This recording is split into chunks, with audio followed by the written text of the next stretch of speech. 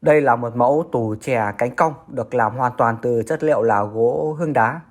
Một mẫu tủ chè có kích thước dài 1,90 m với phần bệ đục tứ linh bát tiên, chiều dày gỗ của bệ là 7 phân và đôi cánh của chiếc tủ chè khảm chất ốc đỏ theo cánh đồng quê trên nền gỗ hương đá cực kỳ là vân. Với một chiếc tủ chè cánh cong